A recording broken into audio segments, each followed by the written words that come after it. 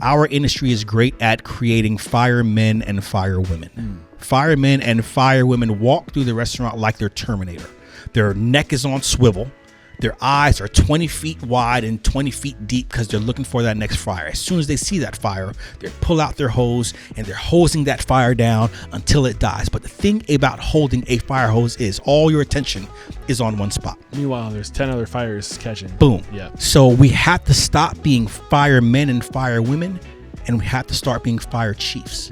A fire chief watches the whole building and then has firemen and firewomen that they then send so they can keep an eye on all four sides in order to put out those fires and then figure out what happened. What up, Unstoppables? We have a great episode today, but real quick, we want to invite you to make the most important investment of your life. It's not a secret. There's no smoke and mirrors.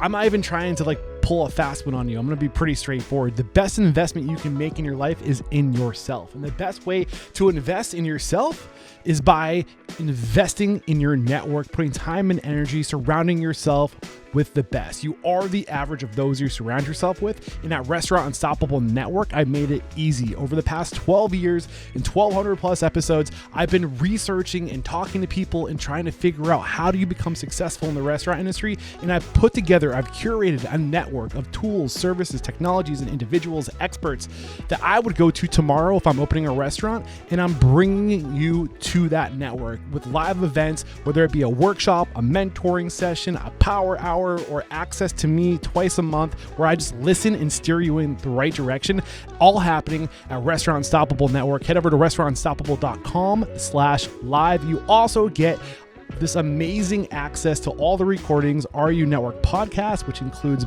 bonus ad-free and early release content. It also gives you access to our Unstoppable bot. It is a custom AI agent that is fed with 1,200 plus transcripts, over 2,400 hours of transcripts plus bonus content, all cross-referenced with our database. This is a powerful AI tool that you also get access to as well.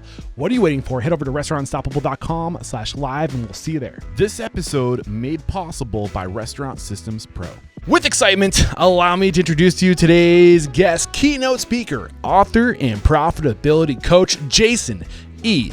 Brooks. My man Jason, are you feeling unstoppable today? You know what? I'm feeling very unstoppable. I got some cardio in this morning and it felt great. Yeah, I tell you what. We followed that with a nice healthy lunch today. We were at the, Optimist Hall. Optimist Hall. Beautiful venue.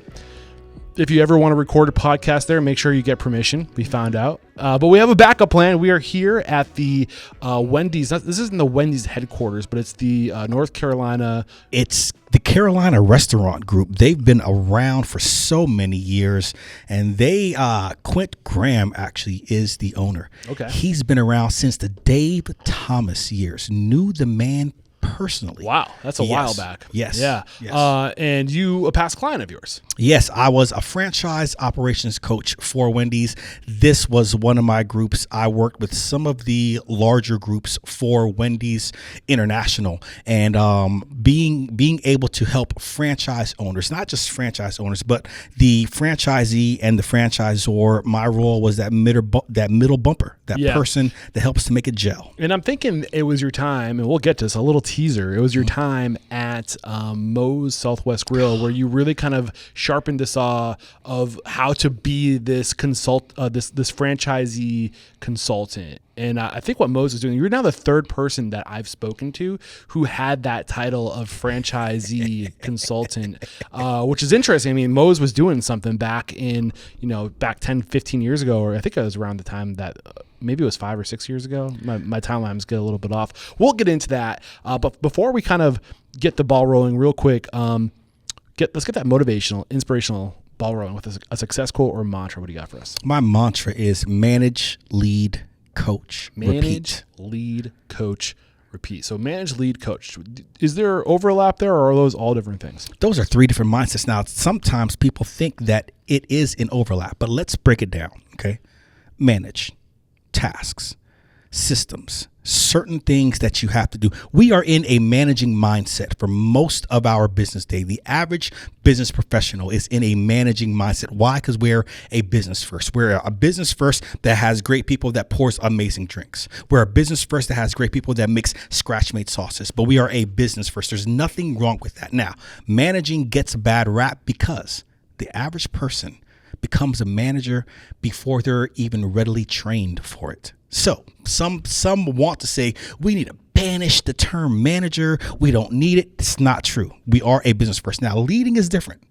Leading versus thinking about what's in the four walls. You're thinking about the industry as a whole. What's going on outside your four walls? Where is your business going? Not just the systems and things that are in it. Where's the industry going? Most leadership really shines when you get to this challenge that's so tough. No one knows what the next step should be or could be. And then that leader helps to paint that picture so vividly, but leaves room for others to paint brushstrokes as well. The coaching mindset. Coaching is very different. If managing and leading is the mastery of large groups, coaching is the mastery of small groups and one-on-ones. The coaching aspect is the one that we tend to not lean on the most. We know how to manage, we know how to lead, but building the environment to help make the individuals on our team better. Yeah. That's the one that we need to truly dial in on more and gets left behind. So manage, lead, coach, and repeat. Yeah, I think most of my listeners today will probably identify with that leader mindset, that leader identity, that leader of, I know where we're going. This is the vision. Come with me. Come follow me. Like you say, every leader needs followers. And really, a lot of the times, the leaders aren't great with the management. They're not good at keeping the train on the track, but they damn right know where that train's going. At least they know where they want to go, but they need help getting there. And it's those managers that help them get there. But then the idea of coaching means you got to be able to take people with you.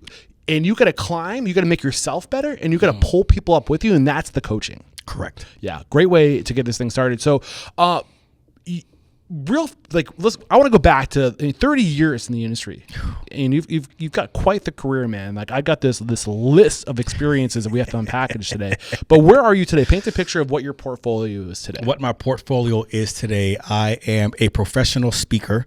I am a author. Second book does release this year, and the third book will be next year as well. Ooh. Do you have any early editions I can get? You will get one, absolutely, because I know you already have the first one, but the second one you will get a pre copy, trust me. Now, awesome. So we have speaker, we have author, we have restaurant coach. And the restaurant coach, restaurant consultant, two different things. Coach works on the individual. The consultant works on the business aspect per project. Can I do both? Yes, but I love the coaching aspect, which is one of the things that helps drive what I do every single day. I also am a partner with OPGA. The OPGA is Off-Premise Growth Academy. That's something started by Earl Dardick. Now, Earl Dardick is known as the godfather of catering. He came out with Monkey Media back in the day with Mo Asghari, and Earl and Mo created this wonderful platform of how restaurants can do catering better, put true systems behind it. Since then, he sold Monkey Media, now is focused on OPGA, Off-Premise Growth Academy, and CaterLinked, a nice community for catering specialists to help grow together. So we have speaking, we have coaching, we have consulting, we have a partnership with the OPGA, and I have my podcast, The Leadership Table Podcast.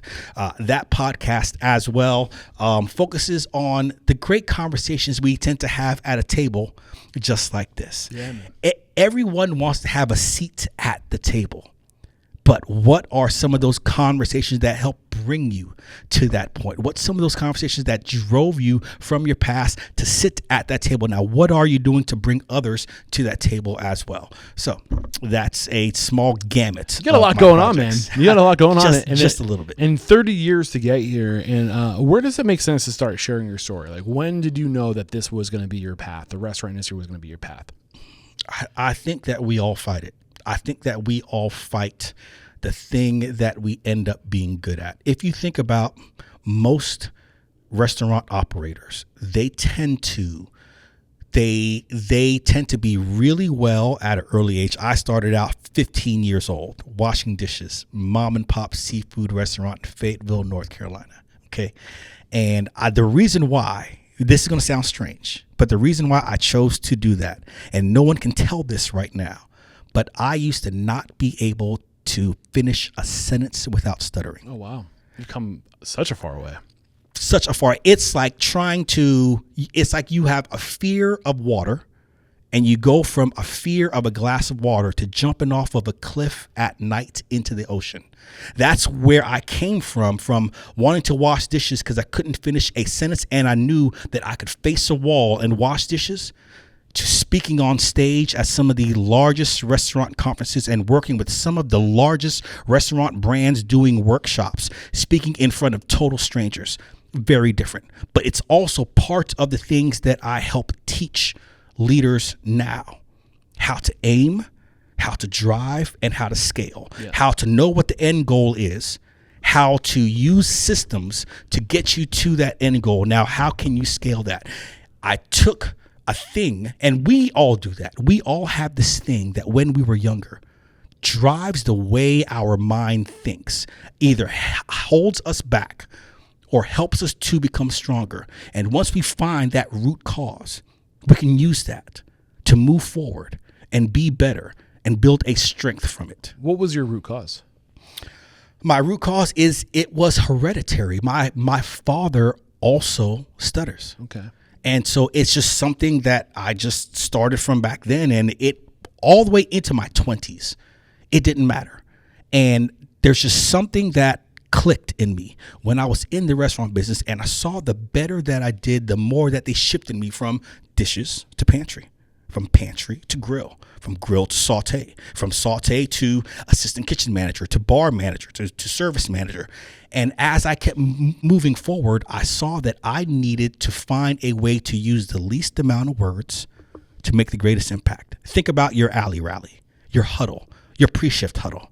You get people together for 2 to 3 minutes, and you have to reorient them to hit a goal for a 2 to 3 hour, 4 hour, 5 hour, 7 hour shift, and use the least amount of words to get the most impact. So I went into Toastmasters to figure out how can I shape words better in a better way. And then from there, that's when I started getting into public speaking professionally. Yeah, I love it, man. So this is all before 2003. This is all before 2003. So this is all before 2003. And when did you when did you have a clear vision of where you wanted to be? When did your vision of what you wanted to do for the rest of your life come into frame, or start to come into frame? And I don't think it's ever truly crystally in frame. No. You get closer and you realize that, you have you see the horizon, you get to the horizon, there's a new horizon, So going back to 2000, 2002, 2001, 2003, this time, the turn of the millennia, where did you think you were going to be? What was your vision for yourself? Well, in September 11th, 2001, I was doing orientation at O'Charlie's. Okay. Is this the restaurant, the seafood restaurant? No, this was a pretty nice sized brand back then. And I was doing orientation in order to be a manager. And I worked with a gentleman named Mark Himes. Mark Himes was the most amazing four-wall mayor I've ever met. He was the mayor of Four Walls. This man knew every single person within his restaurant, meaning customers and the people that worked for him. He knew what made them tick, what made them break, and he knew what motivated them, and he knew everyone at the home office. He was the true mayor of his four walls. And when I saw how he did what he did, that was my first motivator of, it's not just about cooking food. It's not just about creating specials. Creating specials is fine. I was a sous chef at a mom and pop Greek restaurant in Fayetteville. I got my first set of Wusthof knives. I was cutting some calamari. There was this hot waitress. I was talking. I looked up while cutting. Oh, no, this is going. I cut 2 tips off. Oh, man. Anyways. But I didn't even notice. You still got those. it's still slightly right here and right here. I was gonna say I shook that hand earlier. I didn't notice any nubs. It's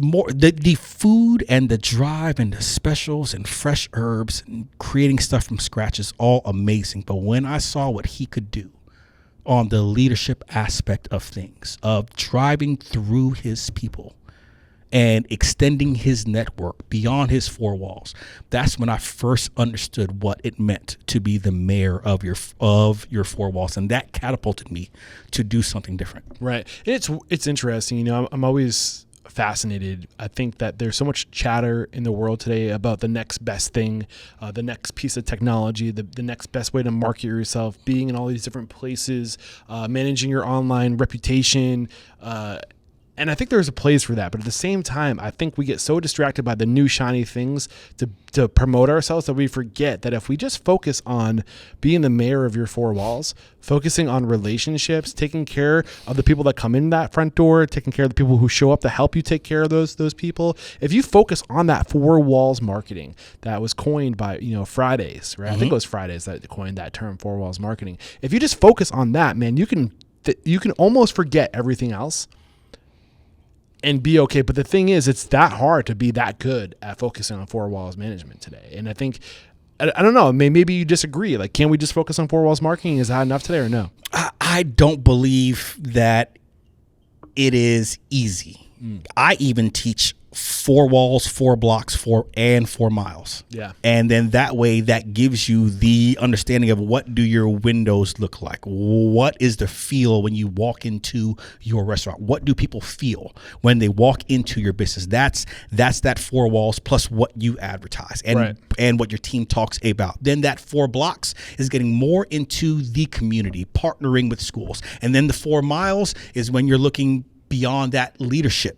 Down, way down the road throughout the whole industry. That's that 4 walls, 4 blocks, 4 miles. Is it easy to just focus on the 4 walls? Yes and no. I think it's easy to be able to put people in a situation to where they can be your GM of the 4 walls. They can then be your GM of the 4 blocks and your GM of the 4 miles, or you're the 4 miles. But you have to create those people to help that focus stay in place. You have to know what the strengths are of your team to just focus on the 4 walls. Because let's be honest, as a owner, there's so much going on outside of your 4 walls that it can and will distract you. The question is, do you have enough trust to build someone up to be able to help you focus on other things while you will get distracted with things outside your 4 walls? What are those distractions you're talking? When you say those distractions outside the 4 walls, what are you talking about? Oh, man, I'm talking about laws and regulations and things that are outside of your control. Hell, real estate. Yeah. We are in this space right now, and this is a franchise owner here in the Charlotte market, and one of his core executives was just talking about how real estate changes so much. We would like to think that if we just focus on where we get the carrots from, where we get our steak source from, and the eggs and things like that, things will just work well. We can, yes, but there's a lot out there that is putting constraints on the business aspect. The core of your culture is the restaurant, yes.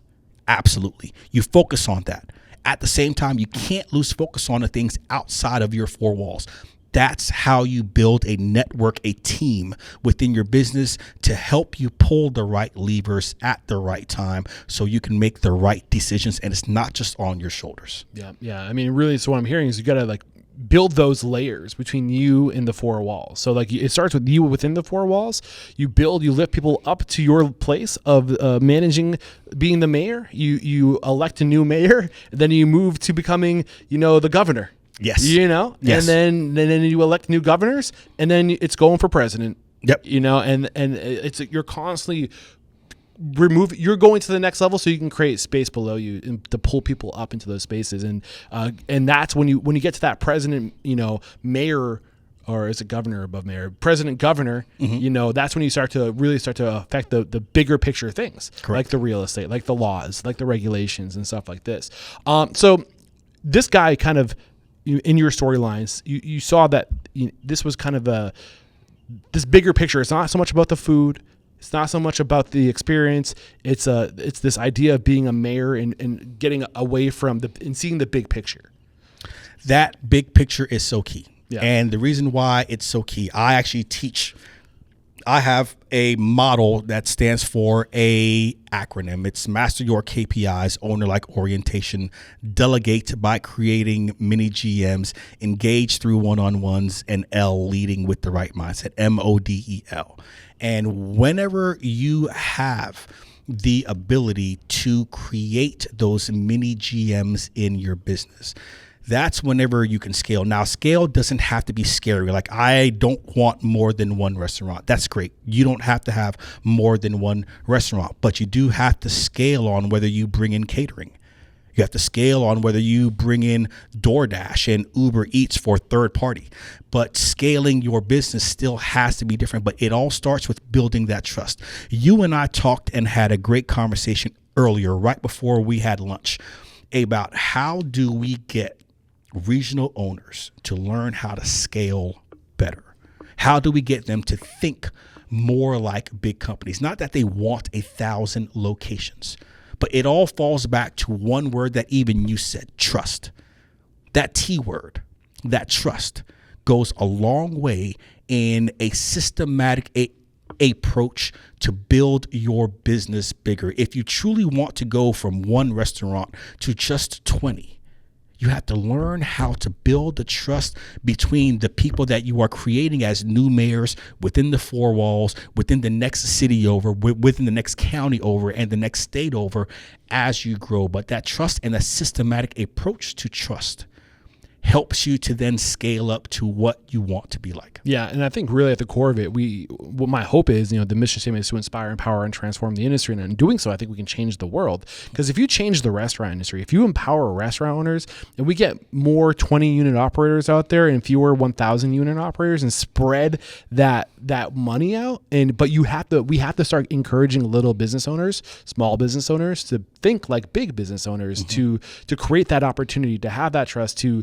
get outside the four walls so they can have an impact locally on their communities, and to educate the consumer. I think it's and I hope that by sharing your story today and sharing your knowledge today, we can create, get one step closer to this vision of changing the industry. So real quick, I just want to kind of get in the airplane, climb up to 30,000 feet, cruise to, how you got to where you are today. So I'm just going to kind of hit on the titles that I got from your LinkedIn account, basically. And the thing I love about LinkedIn is that it's titles and companies and years. So from 2003 so basically, I think as far back as I could go in your LinkedIn profile was 2003. Bennigan's, you're a GM. 2005 to 2006, you were with a company called Trips. You were the culinary manager.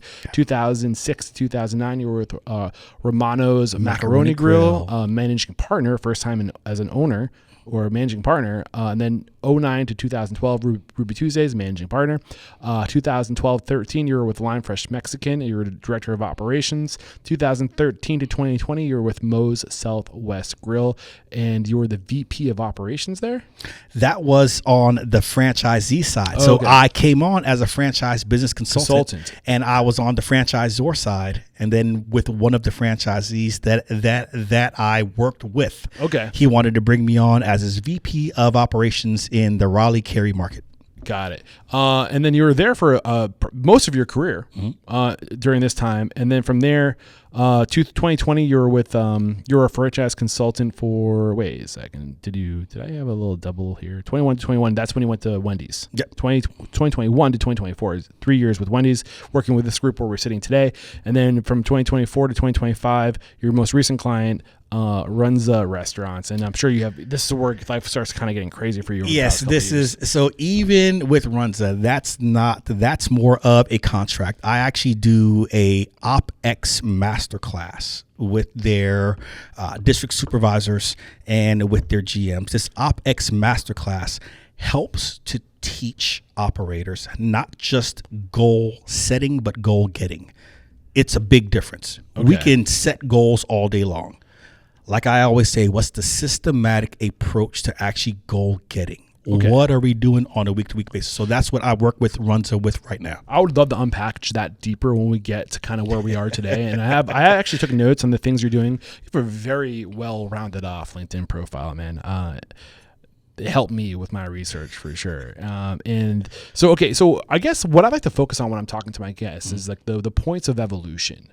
So thinking, man, I was like, when in 2003, if you're in first gear as like a restaurant leader, manager, if you're in fifth gear today, what were those points of evolution for you climbing through? So like reflecting on your career, whether it was Bennigan's or Trips or Romano's Macaroni and Grill, where do you think you went from first gear to second gear?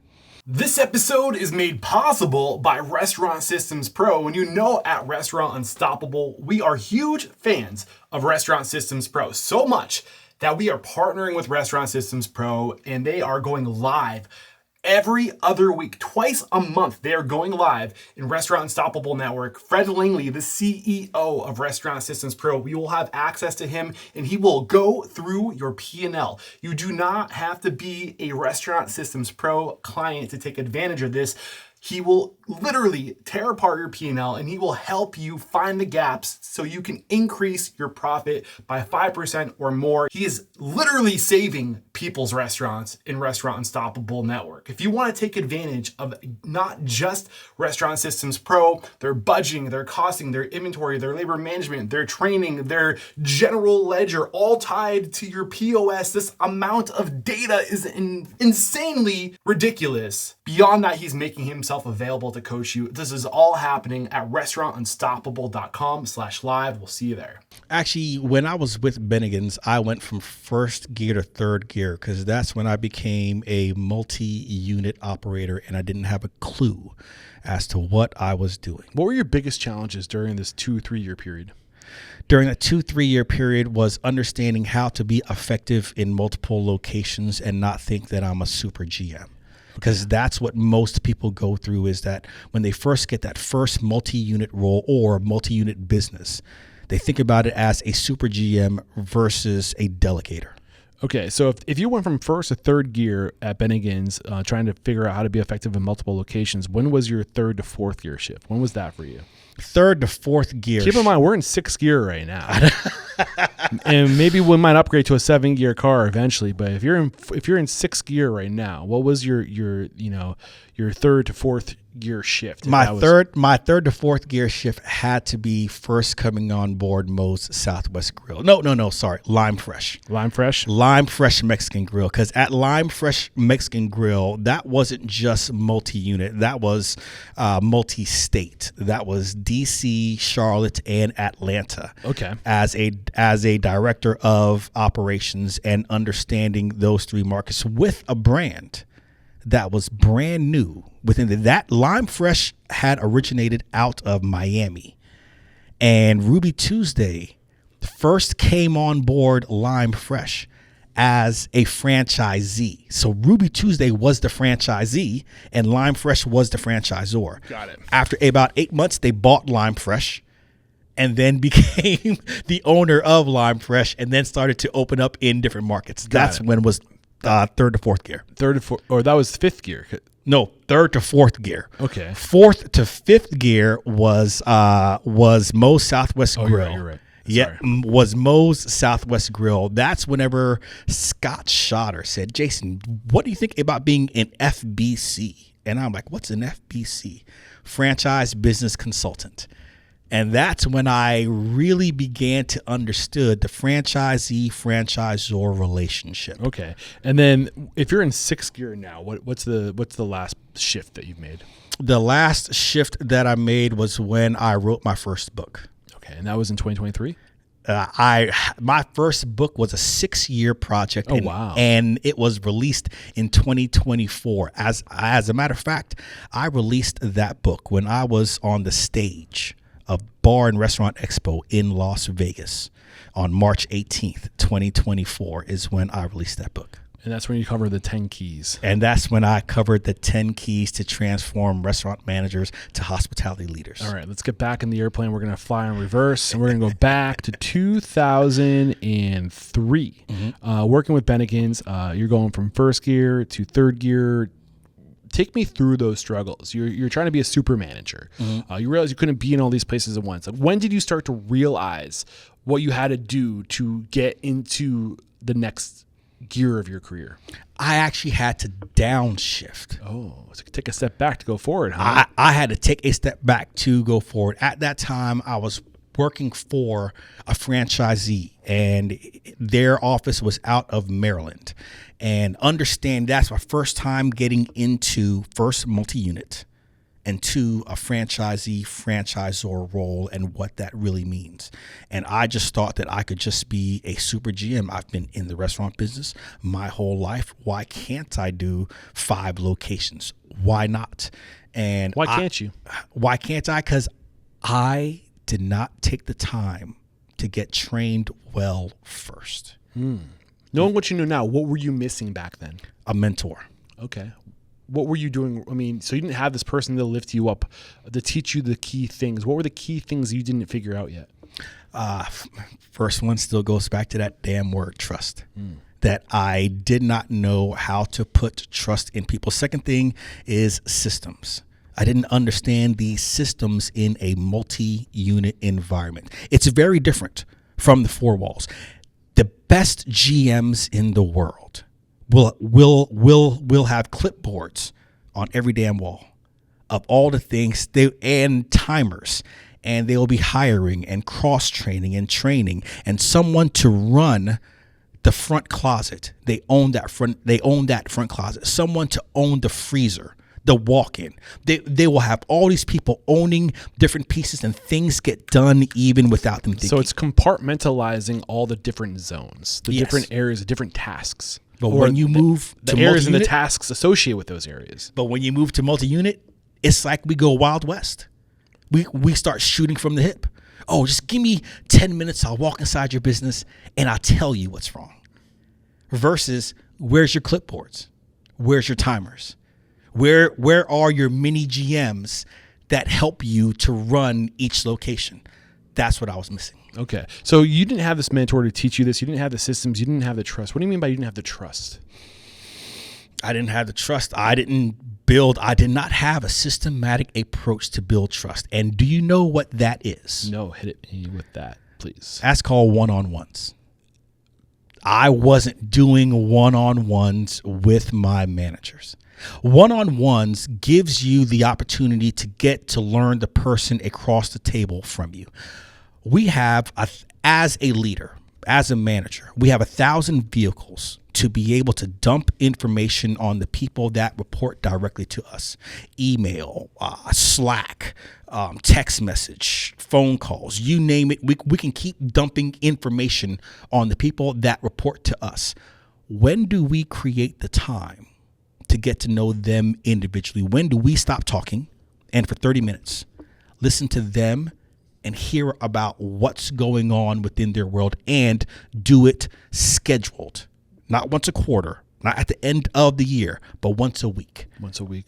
Yeah. I mean, it's also that time for you to let them dump that information. It's that inner circle feedback loop of like, what am I missing? Like, you're the one out here doing all the systems. Like, where are the holes? How can we make it better? Also, just taking that time to literally see and hear and value people, that just giving them that point to be heard, to be seen, is a literal human need that we try to automate and create systems around. And you can't replace that human need. You can't streamline that human need. You have to be present. Mm-hmm. Yeah. So you learned, who was your mentor? Let's give this person, like, who was the person that taught you this?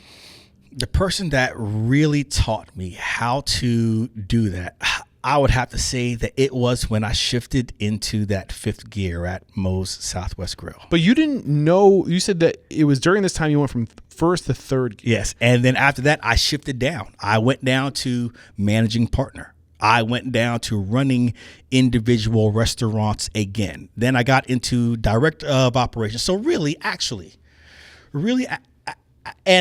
at Ruby Tuesday, Ruby Tuesday really brought in the mentorship. Now that we're really charting my path on this plane, Ruby Tuesday really brought me to understand what mentorship really was.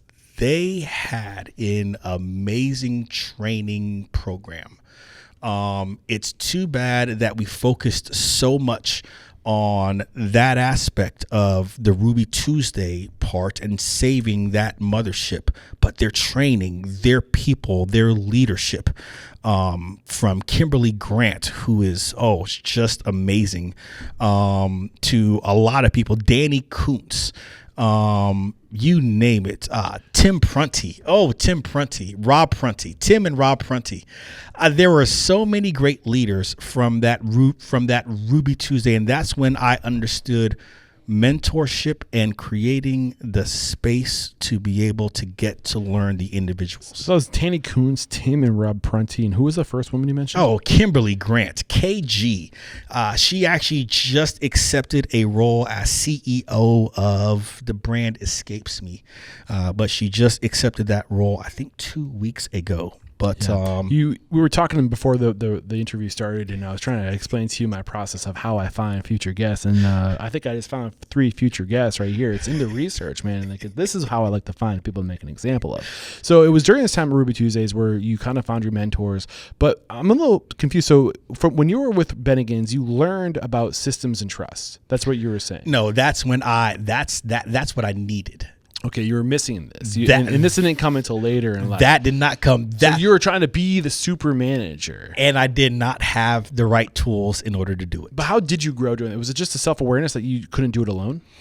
Self-awareness that I couldn't do it alone, or self-awareness that I was just failing and I wasn't doing well at running multiple locations. How were you failing, and what did not doing well look like? Not doing well was not knowing what was going on within the other businesses that I was supposed to be overseeing. And that came down to not just product, but people. So why didn't you know? Was it because you weren't doing the one-on-ones? Because of what you I was definitely not doing the one-on-ones. Absolutely no. But what did it look like? What does doing it wrong look like? Doing it wrong is I'm going to pull up. I'm going to find out what the fire is. I'm going to pull out my hose that's on my hip, and I'm going to douse that flame, and then I'm going to give some high fives. Yeah, great job. And then I'm going to drive to the next location. Yeah. Meanwhile, wherever you spilled the water, it's starting to dry out, and there are, live wires sparking, ready to pick it back up where you. So yes. So like it's a matter of going back and fixing the problem, which is maybe it's putting electrical tape around the sparks. Yes. Maybe it's building an electrical system that is appropriate to handle the job, right? Whatever, fixing the system, fixing the root cause, putting systems in place. Versus just jumping in position in order to make something happen. One of the other things that I teach is that we have to stop first, our industry is great at creating firemen and firewomen. Firemen and firewomen walk through the restaurant like they're Terminator. Their neck is on swivel. Their eyes are 20 feet wide and 20 feet deep because they're looking for that next fire. As soon as they see that fire, they pull out their hose and they're hosing that fire down until it dies. But the thing about holding a fire hose is all your attention is on one spot. Meanwhile, there's 10 other fires catching. Boom. Yeah. So we have to stop being firemen and firewomen, and we have to start being fire chiefs. A fire chief watches the whole building and then has firemen and firewomen that they then send so they can keep an eye on all 4 sides in order to put out those fires and then figure out what happened. Yeah. So you kind of create this self-awareness during this first 3 years of, during your time as a GM with Bennigan's.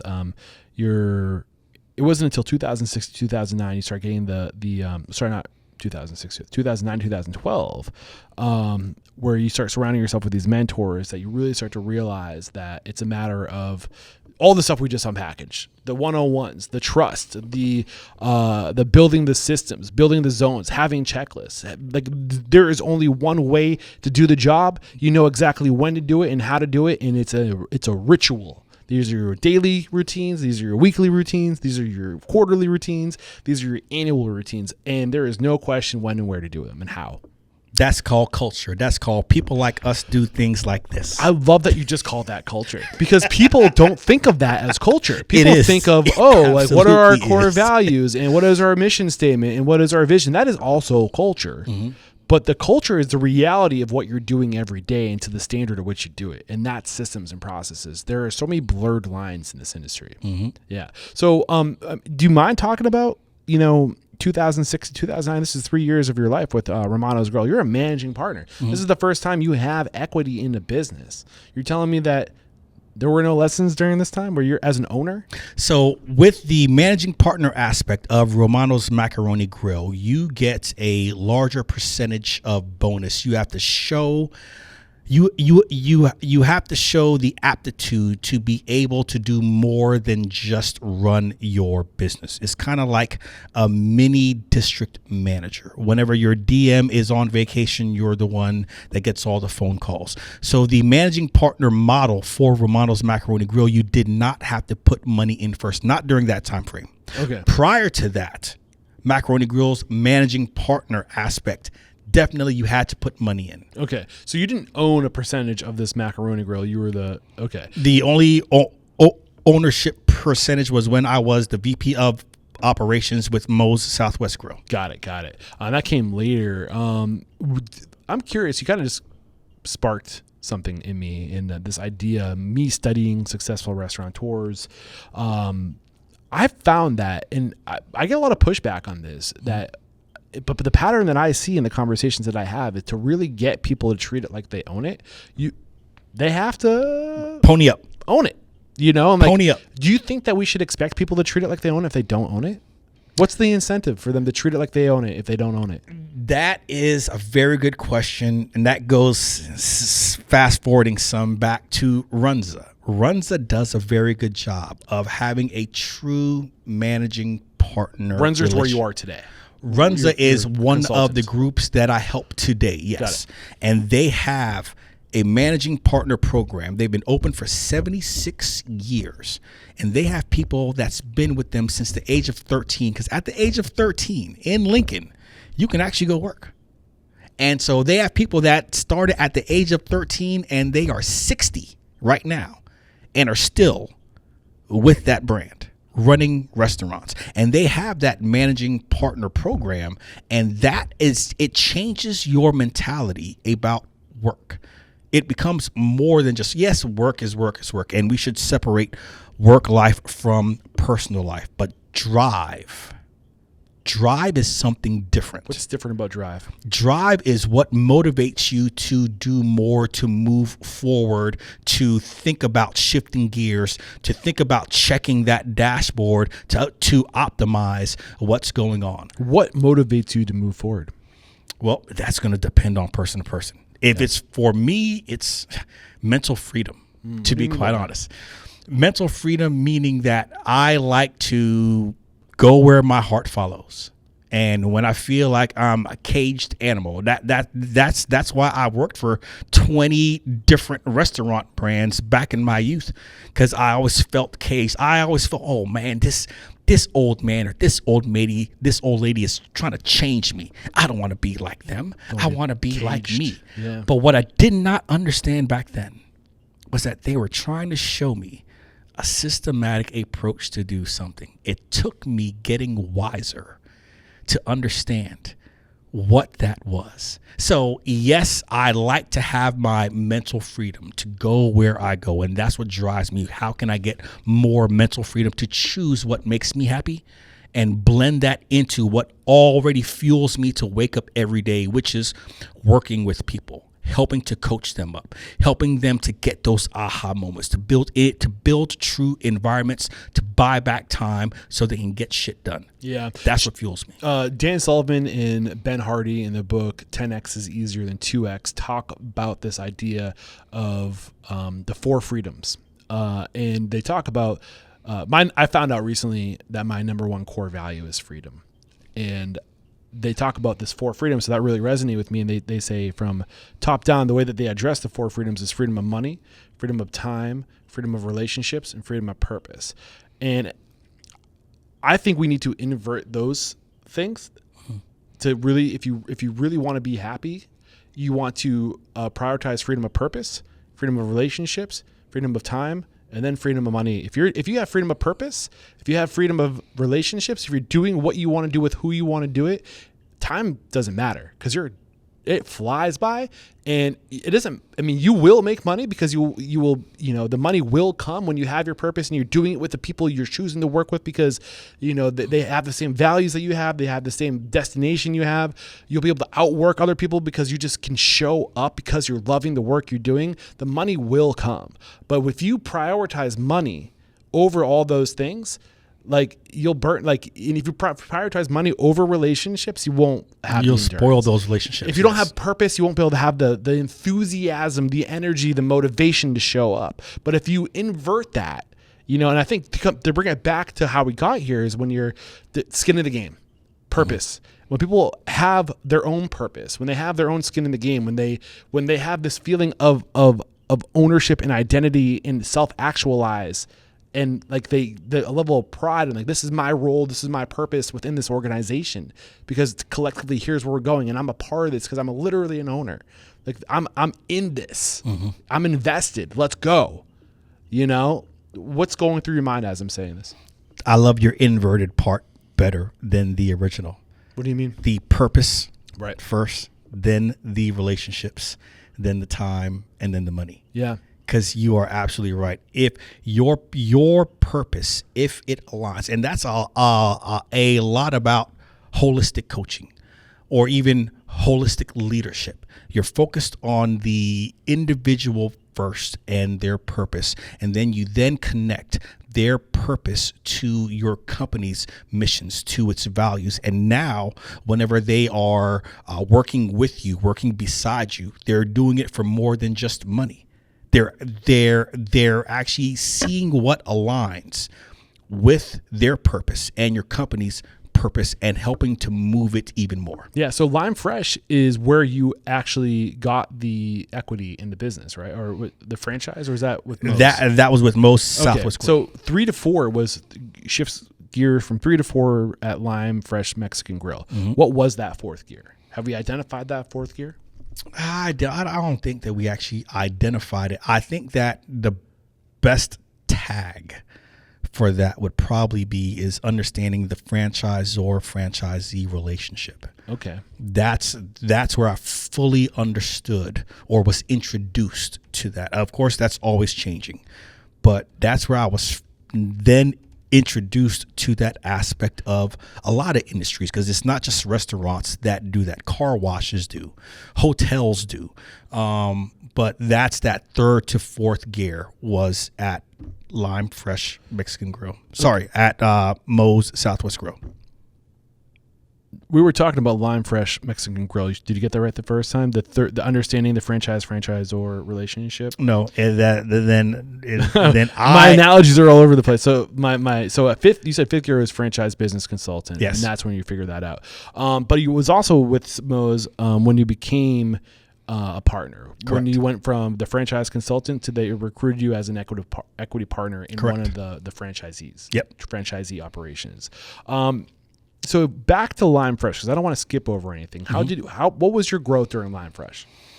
Growth during Lime Fresh was understanding different markets, different regions, DC, Charlotte, and Atlanta. Okay. Very different. Yeah. So dive more into that. Why do you have to treat every market differently? And especially with a brand like Lime Fresh that was coming in new. There were 3 locations that were in DC. 3 locations in Charlotte, and 3 locations that were in Atlanta. That was a very different understanding of how I'm able to influence leaders from hundreds of miles away. So how are the leaders in these markets different? The pace of life. The DC market, very, very fast. The dang lease, the house note, for lack of better terms, in DC, that was $10,000, $12,000 a month. Wow. One of those locations was close to $20,000 a month for just the lease. So understanding that aspect versus a Charlotte, A Charlotte, I actually helped build from the ground up. Oh, it's not Charlotte, sorry, Raleigh, Cary. In the Raleigh Cary market, I actually came in. They brought me in from Ruby Tuesday, sent me down to Miami. I came back to Raleigh, Durham, Cary area, and I was there whenever they were pouring concrete on the very first location. And I had to build a team and then open 2 more locations within that market. Then I took over DC and then Atlanta.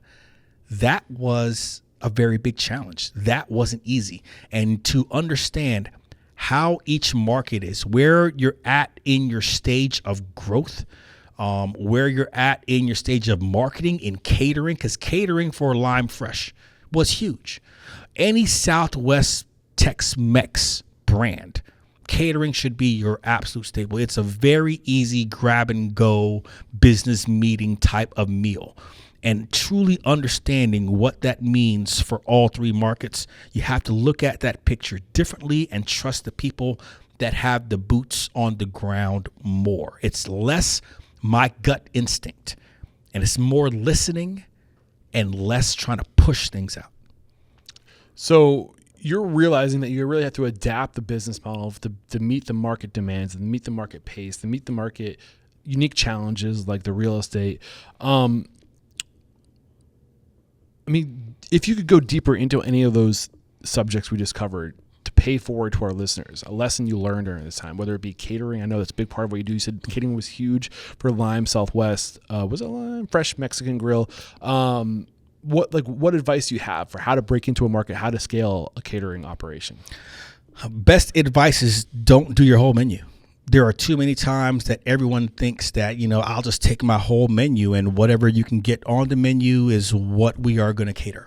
And that's not how is the most efficient thing for you, because you still have to have some kind of control on that experience. If people want to order large orders of everything on your menu, that's different. But once you say you cater, once you say you are going to package this baby into something, transport it many miles, build up this table, get your sternos out, get your ice out, make sure that the temperatures are great, and that once you eat that food, that it's going to taste very similar to what you get in your restaurant. That's either bad advertisement or great. So you have to fully understand, what should you cater? What on your menu makes sense to advertise many miles from its original location? Then you have to understand that profit aspect, and then the technology too. There are so many pieces to catering versus just drop it in a pan, put the pan in a bag, put the bag on the floor of a U-Haul truck, take a picture and say, look at all my caterings, and then drop it off somewhere. Anywhere would you want to see your food placed on the floor of a U-Haul truck? Nowhere. So catering isn't just about putting everything on the menu in bulk. It's about having the right process and the right marketing towards putting your brand out there to make sure that it is done well and it tastes just like it came out the kitchen. So how do you grow a marketing program? What is your approach to marketing your catering program? Oh, I'm not a marketing expert. I am an operations one. But of course, we talked about this earlier. We talked about social media. And yes, that's great. But to be quite honest, the very first part to marketing your brand for catering are the people that are walking in your 4 walls. The people that are walking in your 4 walls are already brand ambassadors, and you letting them know and truly understanding what makes sense on your menu that they would like to have at their office, paying attention to the third-party orders, to the large orders. What is the bulk of what is going on? And even breaking it down to what is it that can hold longer than 30 minutes? Not French fries, not hamburgers for the most part, unless you build the burger bar there. But you have to have almost a scientific approach and understanding that the people coming into your business and listening to their wants and needs to get to that middle ground of what makes sense for catering. Then there's the profitability aspect of it. You doing large orders and disrupting your business within the four walls to bring out catering, it's going to happen. The question is, how can you make the products of what you're advertising for catering? How can you make it make sense that it is a part of your daily process already versus you creating something new? Because your team will also get stressed. They will also drop the ball if it's catering everything and they have to create new processes for bulk items.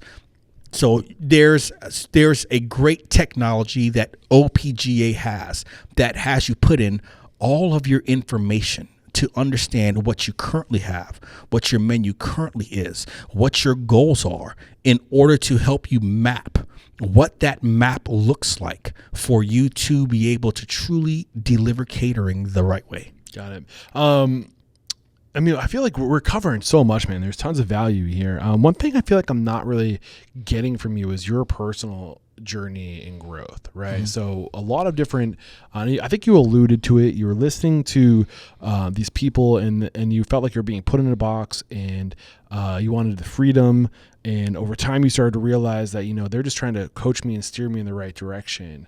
You're with some really great brands that I'm sure we've all heard of: Romano's Macaroni Grill, Ruby Tuesdays, Lime Fresh Mexican Grill, Moe's Southwest. And it seems like around, what was your personal, I think from 2006 to 2013, the 6 to 7 year period, mm-hmm. How were you really growing as a professional before you kind of figured it out? Was it these mentors at Moe's Southwest?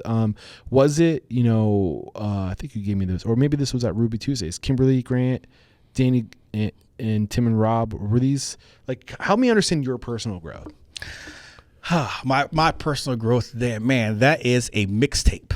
That's not even an album. That's a mixtape. My personal growth is trying to find my voice, both literally and figuratively, and understanding what is it that I'm bringing to the table for myself and for others.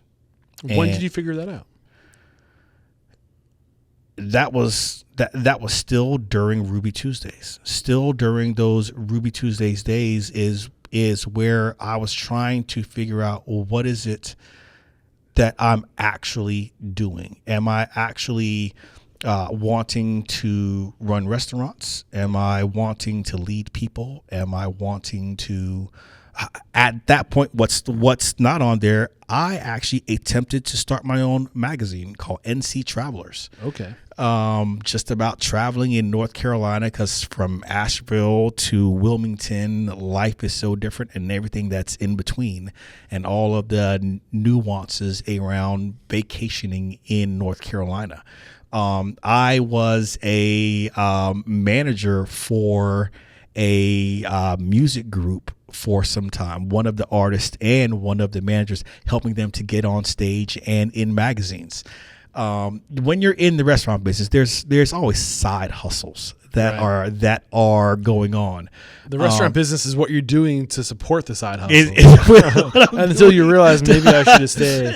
Yeah, that's exactly what the hell happened. Yeah. And once I figured out that I am good, for lack of better terms, not a marketing specialist, but understanding how to get the word out, the difference between different regions, how to use my words better, how to lean on my people and build trust and put systems in place.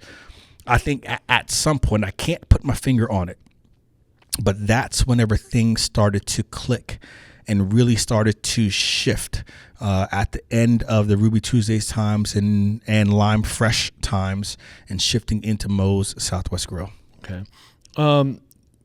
During this, how old were you in 2009, 2012, when you were really trying to 2009, 2012 is 2025 now, 13 years ago. So I was 35. 35. Yeah. I think it's around that time. I think we're constantly growing. I think the people who figure it out at the age of 18 get lucky. You know, they choose a path and they end up loving it, and then it's just like but even from then, you know, our frontal lobe doesn't fully finish rounding off until we're 28, and then it takes time, 7 years of self-awareness, which is really the peak of emotional intelligence. That when that frontal lobe is fully matured, of just being like, okay, this is who I am, this is what I love, and then like, okay, you try different things based off of this newfound self-awareness, and it takes about 7 years to like really start to catch traction and understand and to like know your lane. I'm 39. I feel like just recently I've come into my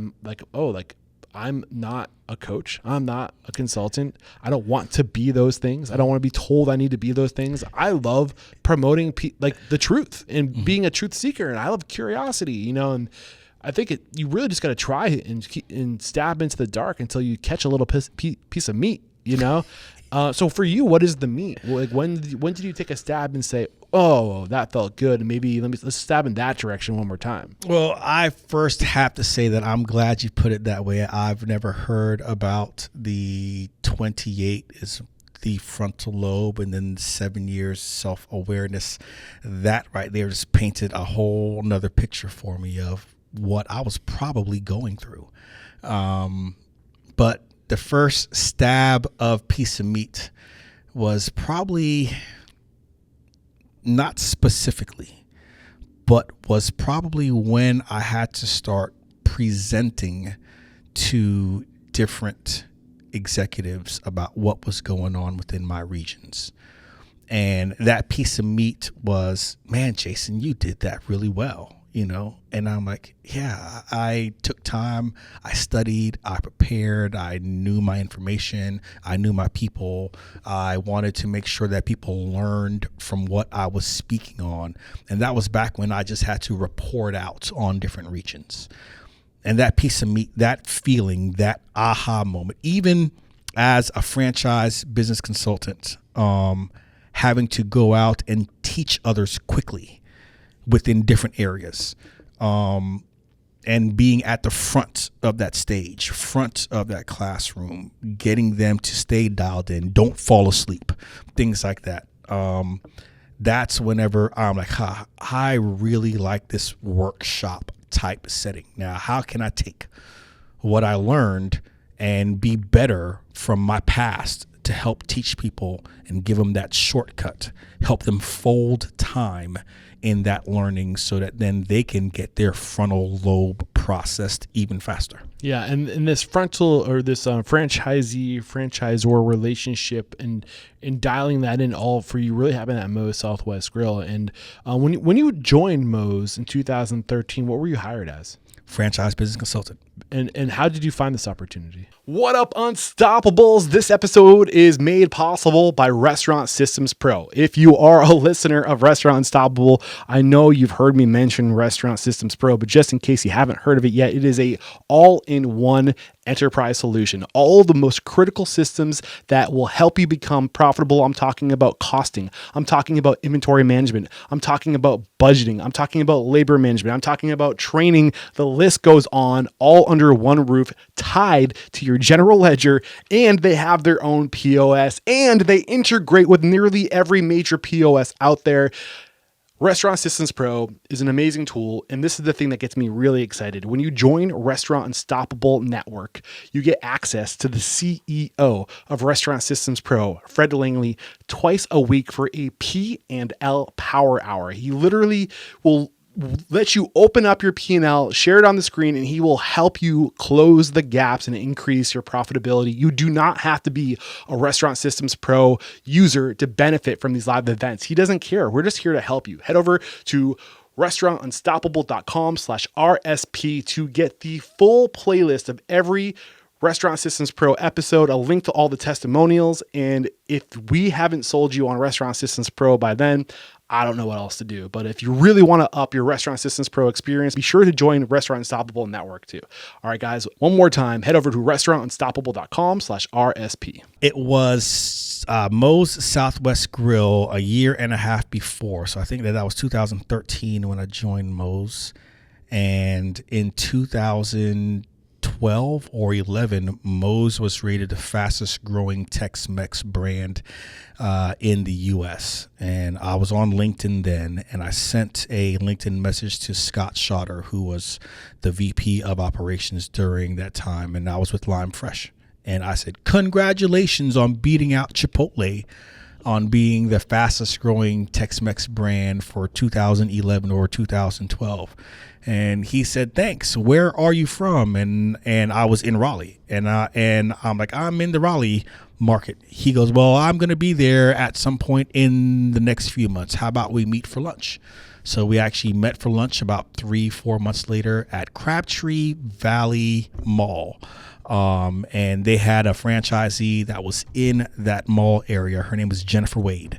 And we met there, we talked, and then we talked for a few weeks more. And that's when he asked me, hey, what do you think about being in FBC? And I was like, what's an FBC? And then that's when I was introduced to franchise business consulting. I mean, I had Steve McAloon on the show, and I know that he went through that program too. So, I mean, Moe's had a really great program. Yeah. I mean, so I think the story goes, Steve, and I also had his current business partner, Jason. So many names going through my head at all time. Jeff Gothard on the show. They met at Schlotsky's, and then I think Steven did what he did for Schlotsky's with Southwest Grill. Mm-hmm. And I mean, how did you grow during this time? And like you said, you really understood the franchisee relationship. Mm-hmm. Like, what is that relationship? Get into that. Well, Greg Nathan, he's actually an author. He's out of Australia. He does a great job. I forget the book, and I have a copy that's on my shelf. And that's whenever I really started to understand it more, the difference of the different stages of growth from a new franchisee to a tenured one.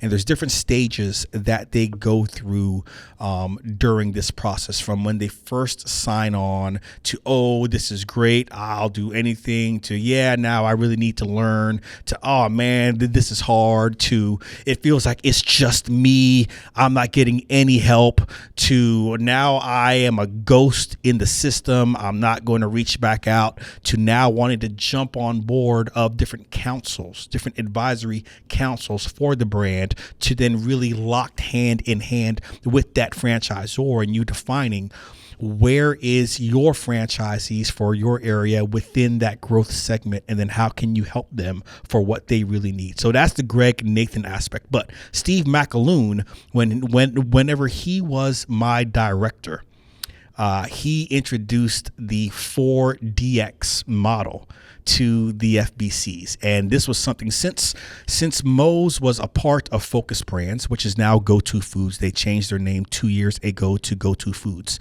Focus Brands is a matrix-like org.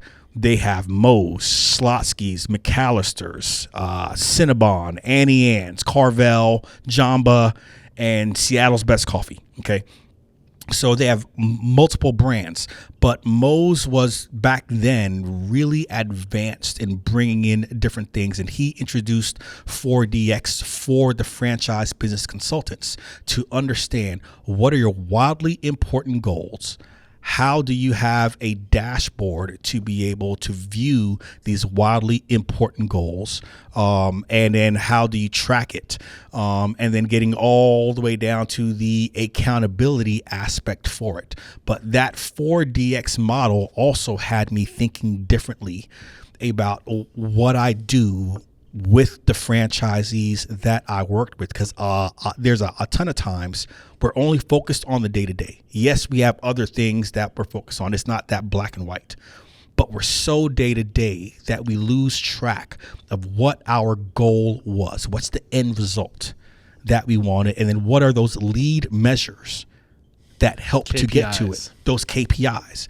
So even a lot of what I teach still at some point to the core goes back to what are your goals? What are the lead indicators, the KPIs? What's your dashboard? Like on a car dashboard, you have oil, you have RPMs, you have miles, you have temperature, you have all that stuff. What is the health of the vehicle in this moment right now? But you don't need all those things all the time. But there's certain times that you need to check maybe one or two of those things if there's some kind of red flag that is going off. So what is that dashboard? And then who is accountable? So that really shifted again within me of how I view business within this industry. So just to kind of reinforce what you shared, 4DX stands for the 4 Disciplines of Execution. It is written by Stephen R. Covey. Correct? Yes, Stephen R. Covey. And that is also the author of the 7 Habits of Highly Effective People. Correct me if I'm wrong. Yes. Yeah. And achieving your wildly important goals is a subtitle there, and it's the narrow the focus, acting on lead measures, creating a compelling scoreboard, and having a cadence of accountability, which is really just like narrow focus is like, where are we going? What's our what are the key, like, where are we going, right? Acting on the key measures, like what are the things that are measuring whether or not you're getting there? Like, are you making progress? Are you moving the needle?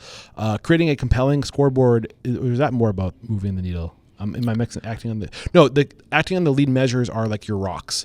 Like, what are the if we're all going here, how do we divvy up the work and we have our core focuses to get us there? Like, what do we have to do in the next whatever period of time to get closer to that overarching destination? Plus, to add on to that, there's too many times we think that the lag measure is the lead measure. Like, for example, sales growth. That's the lag measure. After everything's done, then there's sales growth. Even food cost. After everything's already sold and you recounted, that is the lag measure.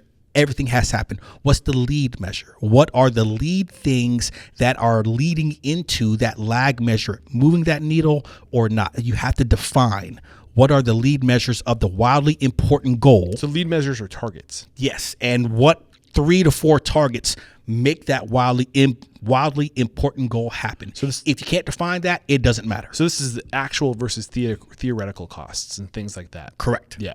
Budgeting, like that's looking back. Ordering. Yes. So it's all of the things that lead to great food costs or to sales growth. Yeah.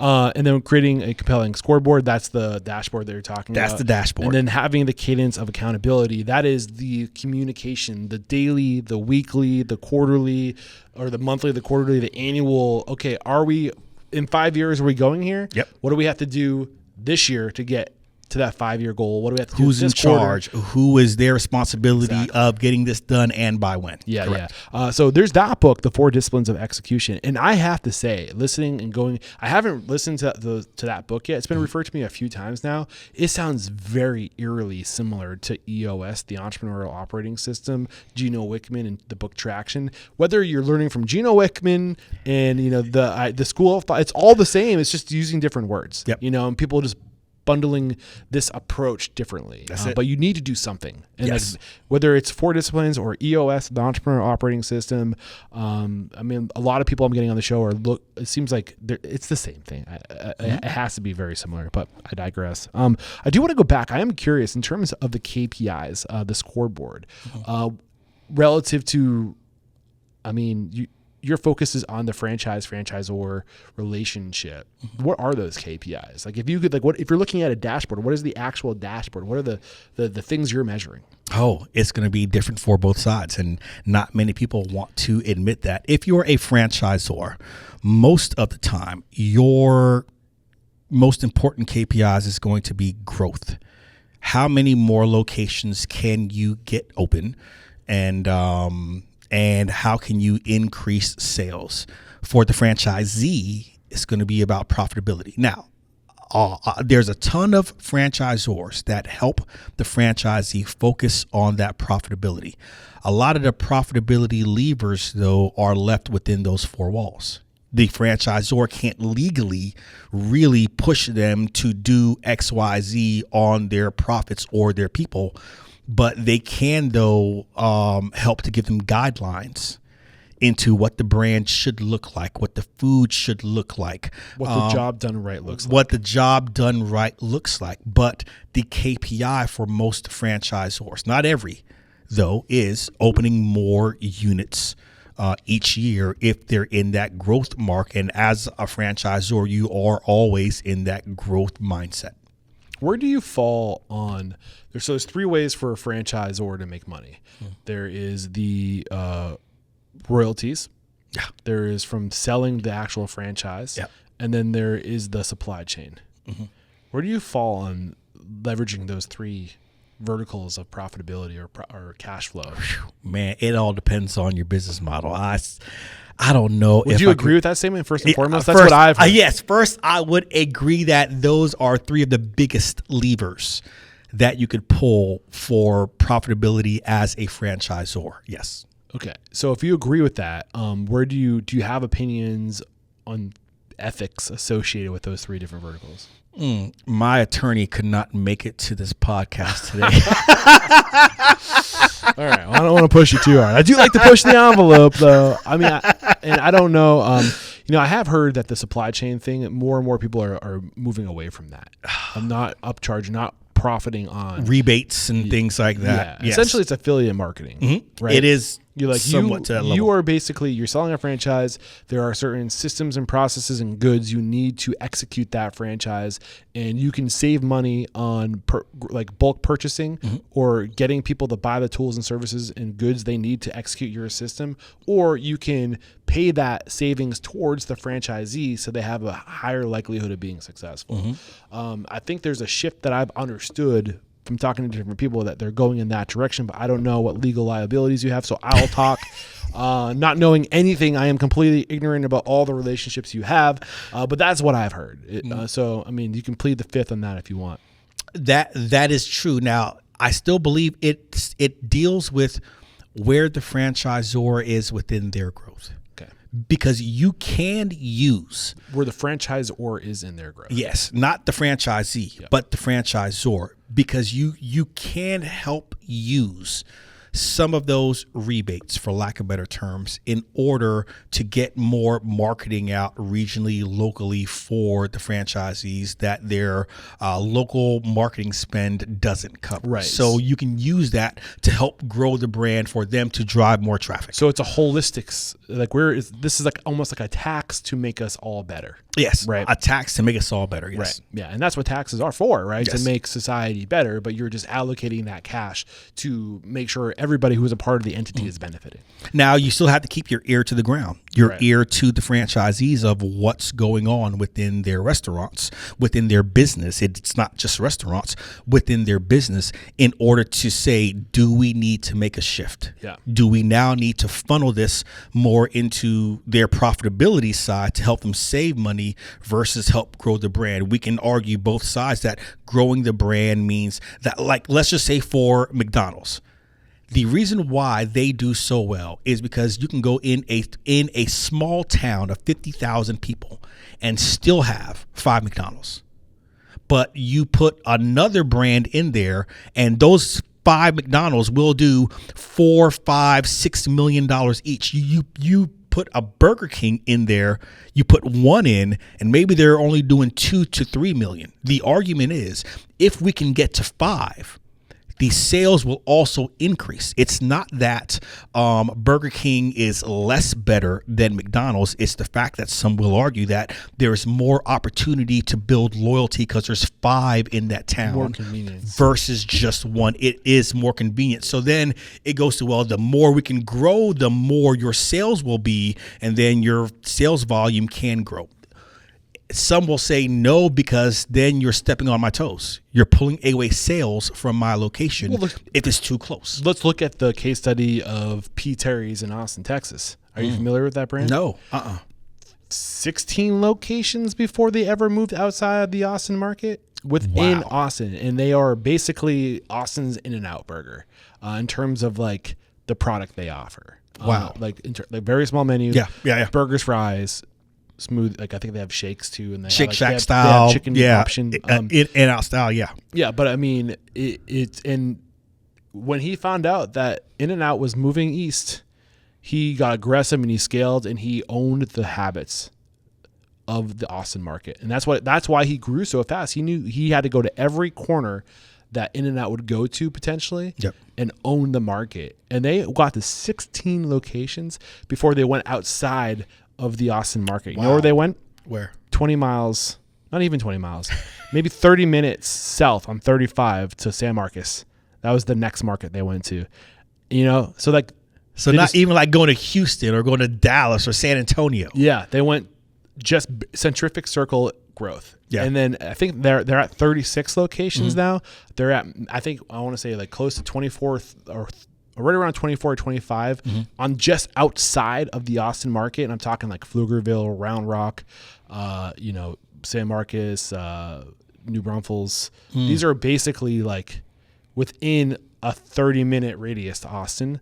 And they have, I think, a couple, 3 or 4 locations in San Antonio, 2 maybe in Houston. So they doubled down in that market, and they just they have a customer, to your point, to come full circle, they have the loyalty, the habits of that market, and they just own it. And I want people to think like this, like own your market, and not until you own that market, ever consider going out of that market, and then maybe go like an hour outside that market, and you'll have that loyalty. But some people would argue that if you want to scale a franchise or a brand, if you want a corporate scale, you want to see if the concept has legs in different markets. I've seen that a lot, to where one brand has 5 locations that's in Atlanta, and then their 6th location is in Las Vegas.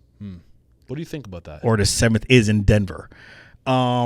It all depends. I mean, yes, we love to go on vacation, go over to the Mediterranean, see an amazing pizza joint, pasta joint, and say this would do so well back in my town.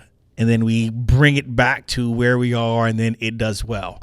That's what happens whenever someone comes to a P. Terry's, and then they're from Michigan, and they're like, yeah, this would do great in Detroit.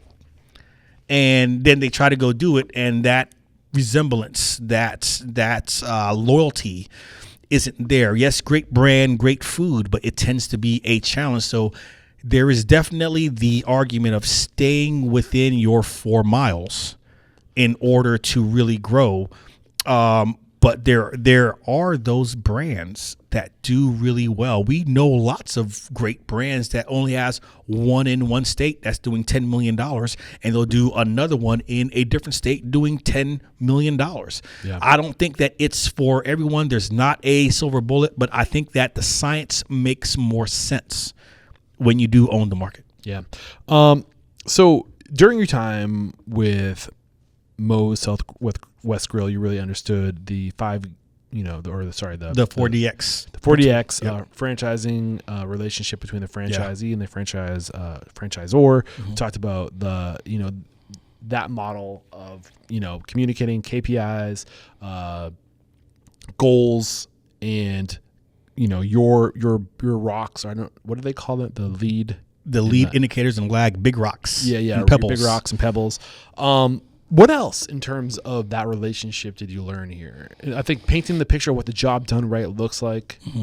Any other like big lessons? Anything we haven't gotten out during this time before we kind of talk about where you are today and like what's happened since 2020? Your book, The Sixth Gear, right?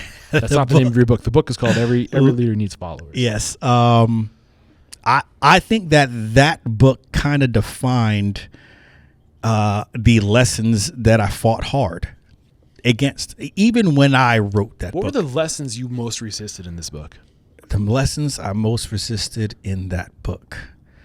Oh, man, I would have to say leading with the right mindset. Key number 5, managing versus leading versus coaching, because I did not have a full understanding of what that was until I started reading that. And that's book. how we kind of started today. To come full circle. It really is. Do you mind if I share the 10 keys without getting into any detail? Sure. Yeah. So it's the 10 keys to transform restaurant managers to hospitality leaders. And those 10 keys are: master your KPIs, owner-like orientation, delegate by creating mini GMs, engage with one-on-ones, leading with the right mindset. That's the managing, leading versus coaching. Master your meetings, never stop training, the art of giving feedback, closing the gap, and using the power of influence. So a lot of these little sayings have come to bear fruit in today's conversation, right? You're seeing some patterns here. Yes. So, I mean, we're not here to talk about your book today. No. I would love to have you lead a workshop and maybe one or two of these elements, or whenever you want to come back, we can go deeper into this sort of thing. But you said that, the biggest thing you resisted was this idea of leading with the right mindset, i.e. managing, leading, and coaching. We talked about that earlier. Do you want to bring that back to the surface? Yes. I just think that, the average business professional, again, not just restaurants, average business professional weaves throughout all three mindsets multiple times per day without even knowing. The question is, what's the right one for the right situation to get the best outcome, not just a good one? Because we can argue, use any mindset, you'll get a good outcome. But we run in a very busy environment, and we need to always be focused on the best outcome for our people and our business. And that to me is one of those things, the changing mindsets and understanding those mindsets is the core of what I weave throughout everything that I teach. Got it. In this chapter, chapter 5, where were we in the book in chapter 5? When you're talking about mindsets, is it strictly the managing, leading versus coaching? Because you share examples of different mindsets. Yes. So it's not just the general mindsets, but it's the most popular style. So is it a persuasive management, in authoritative management style, or the laissez-faire? The laissez-faire style is actually started in France in the 1700s, and it literally means allowed to do. That's where you take power and you put it in the hands of key employees in order to get things done. This is best used with field teams or with teams that may have more knowledge on topics than the manager does. Okay. We're at an hour and 23 minutes right now. It's going by fast. I didn't even realize it goes that. by fast, man. I'm sorry about that. Thumbing through your book, getting the big takeaways from your book. Some of the big things that really stood out to me. Obviously, I think one thing I found that is crucial, and I know that this is big for you, is the never stop training. Yes. And I think that kind of manifests in a lot of the different the other keys. It's all tied to this idea of our job in the restaurant industry. Some people would say is, creating great experiences. And they're like, oh, it's not about the food, it's about creating great experiences. And I would go to say our job in the restaurant industry, to your point, is to replace ourselves with others, to create opportunity for growth. Is we're literally in the business of developing people. And when you say never, I would like to go deeper into this idea of never stop training. What does that cadence look like? What does training done right look like? I will keep it simple on this so that we don't go to 2 hours and 20 minutes. Okay. Never stop training is that you have two camps. You have two camps of managers / leaders or coaches. One camp is, I can only train if I have a budget. The other camp is, I'm always training. It doesn't matter what my budget is. I'm always training. I'm always cross-training. I'm always flipping people out every quarter into certain tasks. I'm always delegating tasks throughout my business to teach people how to do it, and not just teach them. How do I teach them the right way? But never stop training is that even from day one, we train the people that we don't hire what our culture is. Think about this. You may interview 1,000 people. And to interview, I mean, look through their resume, say whether you're going to move forward with a host, a cook, a new chef, a new bartender. You may interview 1,000 people. Out of those 1,000 people, you may hire 100. Maybe it's 50. What are you doing with the other 950 people? Those 950 people are still within a 2 to 3 mile radius of your business. Are you teaching them about the culture of your business? Are you treating them as if they are still a customer, or are you ghosting them? Are you just don't call them back? Or do you talk to them, teach them about your business to where they're like, I didn't get the job, but I didn't know that they do all of this work. So that's one part of training. Training starts at day 0. Training goes all the way to the very end that someone leaves, not just when they put in their 2-week notice. Have you noticed that when you put in a 2-week notice, for anyone that's ever had a job that when you put in the 2-week notice, you're in this gray area. You're in this dead zone. You're in this thing that you no longer kind of exist. All training stops, all feedback stops. Why? That's whenever you should truly start to even press more on training them for what? For their next role. Training them how to come on board into their new business, how to get to know their new team, how to figure out how decisions get made. But you should be training them in that 2-week time frame for how to shift into their new role. You having to hire one other person in order to replace them doesn't take time away from you still training that person for their next role. Because guess what? Let's say they go to that next role and things don't work out. We get promised all of the time, the grass is always greener. Grass is always greener. And then we get there and it's mud. It's not just brown grass, it's mud. If you're teaching and training them all the way up to their last day of how to be profitable, how to be successful in their next role, guess what? The people still working for you, they see that and they're like, man, that's amazing. Eric is still teaching Cindy everything she needs to know to get on to her next role. I want to stay working with Eric forever. And whenever Cindy goes and sees that the grass is not greener, guess what? Cindy may be coming back in like 4 months. Like, you know what? I'm sorry, Eric, that I left. I really wanted to come back. I did not know what I was missing. Can we make this work? So that's why you never stop training. Don't ghost people from the beginning because they're still your guest, and don't stop training them when they put in their notice.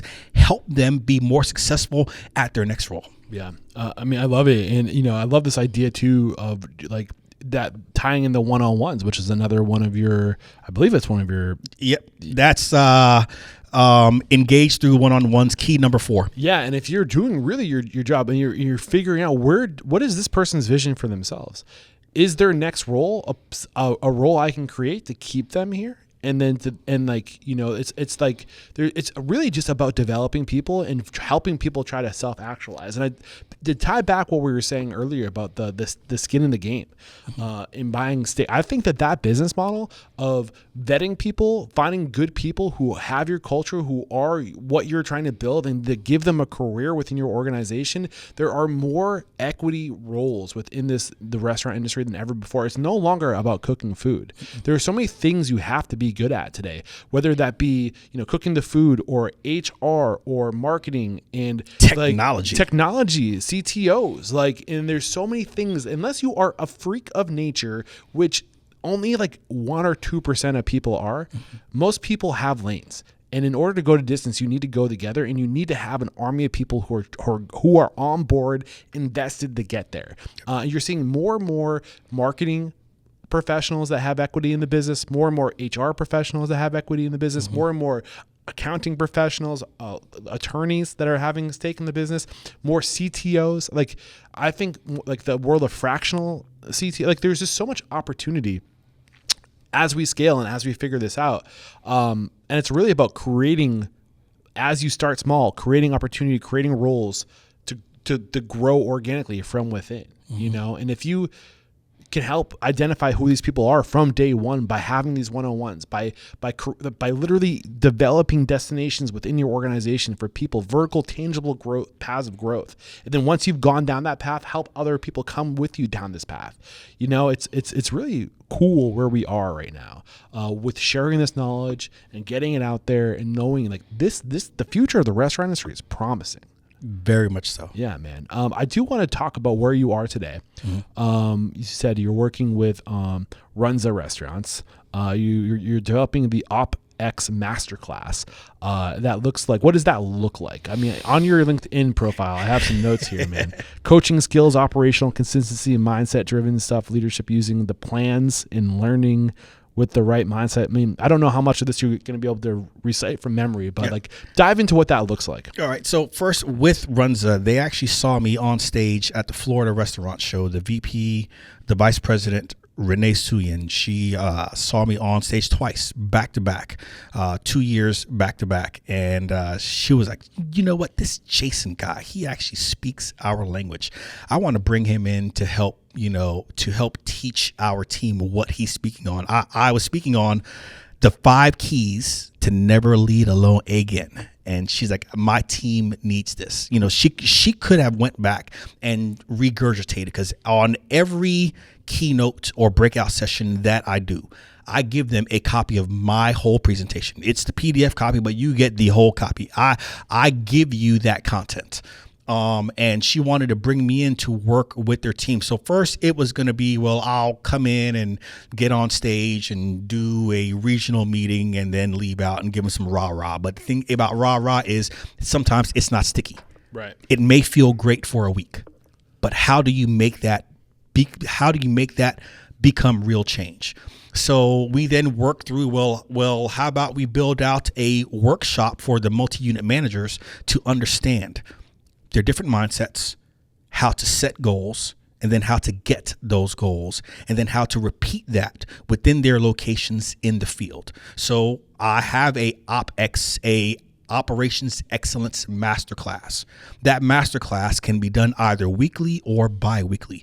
And we take one multi-unit manager, one general manager, and up to 12 restaurants on this call. We can do as little as 3, as much as 12. And they're going through, what's the wildly important goal? Is that the key one?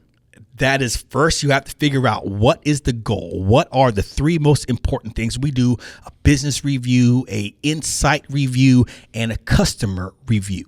We want to know, what are the customers saying? What do we see when we're in and around the restaurant? And then what does your data say? We take those 3 and then say, now, what are the 3 most important things that we want to change in 90 days? All right. And that's number 1. That is number 1. And this is of the 5 keys? Oh, no, it is master your KPI. So yes, you are still correct. It still falls within the 5 keys. It still falls within the 5 keys of master your KPIs. What is that goal, or 3 goals, that you want that location to work on? That location, that multi-unit manager. What are those goals? But you have to get the data first. The data from your sales, the data from the customer reviews, the data from you walking in the restaurant, you walking around the restaurant, the exterior, the interior. What do you see? Now, what are the 3 most important things that you want changed in 90 days? So that's one element of this. That's one element of the 5. Well, we don't per se do the whole 5 for the Ops X Masterclass. Got it. Are there 5 keys used throughout it? Yes, but it's not focused just on those 5 keys. So what did you focus on with the masterclass? The first thing is goal setting and goal getting. Got it. Figuring out what the goals are, and then creating the dashboard to keep up with those goals week to week, and then the cadence of meeting each week, and then adjusting, and then bringing in your whole team on what those goals are in order to hit those goals. What's number 2? The second thing, well, it's not really a number 2. Okay. But the second thing that we are then focused on is, what is the cadence? How often are we meeting, and what are we measuring? So it's every single week that they take their head out the water from swimming through those high tides and pausing and saying, out of my 3 goals, how did I do? What's the third thing then that you were then focused on? And then after that is then the adjustment. After you pull your head out the water, see how you did.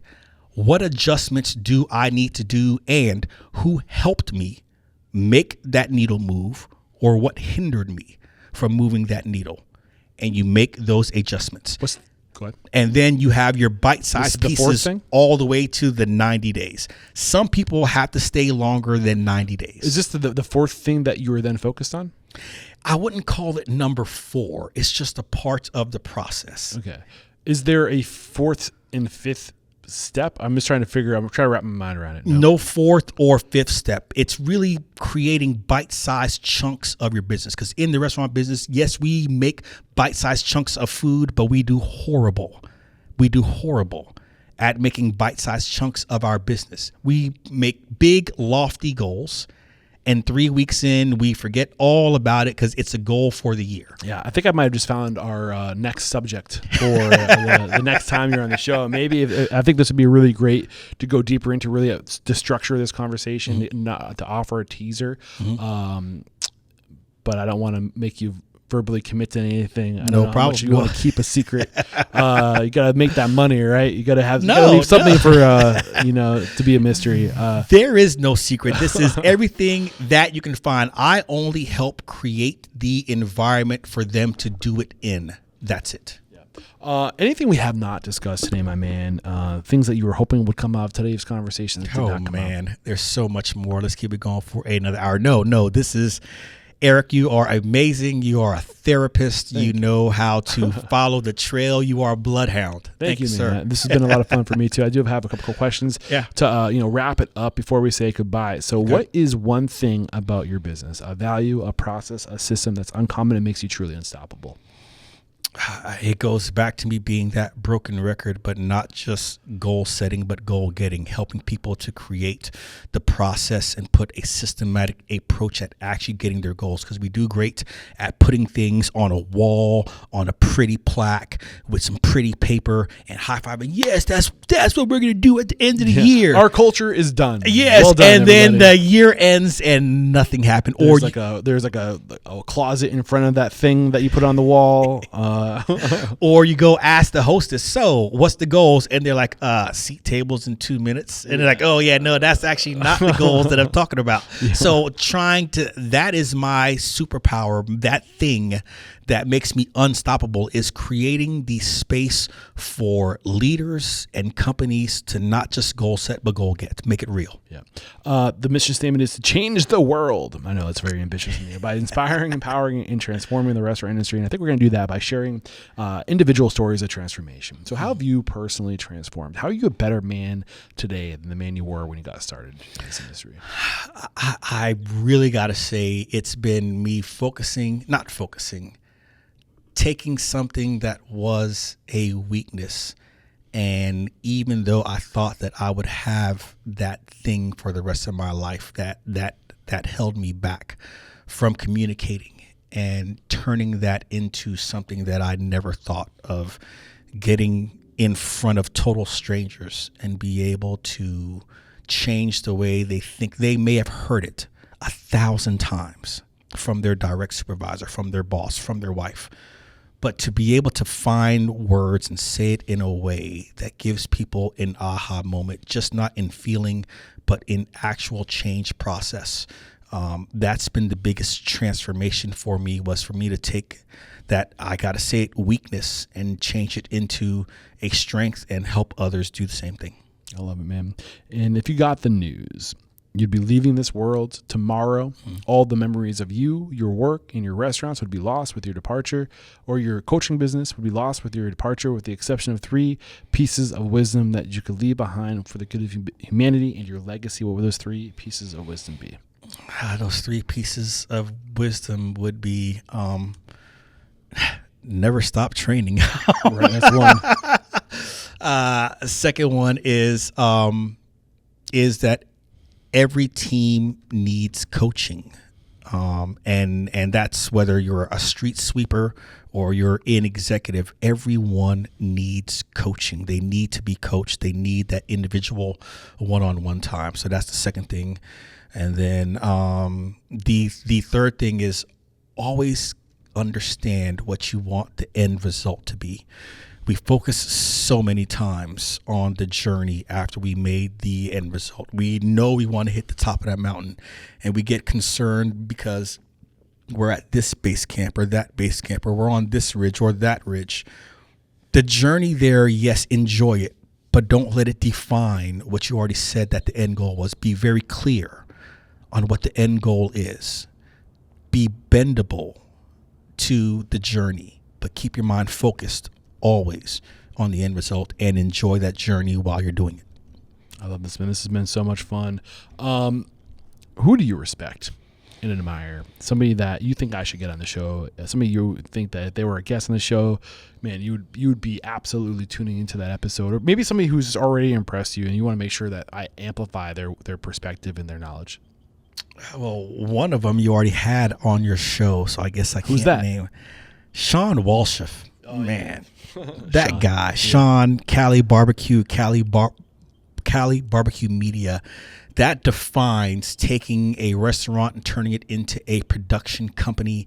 And people think that you're crazy because of trying to do that. Not just that, but to use your voice for storytelling, to truly connect and say, just because you said it once doesn't mean that people really know it. You're the only one that can speak up for yourself. Yeah. So do that and always focus on putting your story out there, because it's going to help that next person as well. Yeah. You mentioned some names earlier that I want to make sure we get these people in the Midwest. Yes. So I definitely want to call out two people. I think that Renee Sujin, Sjulin, she's the vice president of Runza, building in an amazing third generation family legacy from one location in Lincoln, Nebraska, and is now synonymous with the Midwest. Her and her brand is amazing. And then the next person, Steve McAloon, which you already had on, he helped me to really view the 4DX. And then Kimberly Grant, KG, she was a large part of Ruby Tuesday's growth. Sandy Beal was the founder of Ruby Tuesday, but she actually really helped to shape that leadership model. So I think she would be a great person. Renee, look out, I'm coming after you. Steve, I've had you on the show. Maybe we'll come back to talk about 4DX. I think that'd be a fun workshop. And Kimberly Grant, look out, I'm coming after you as well.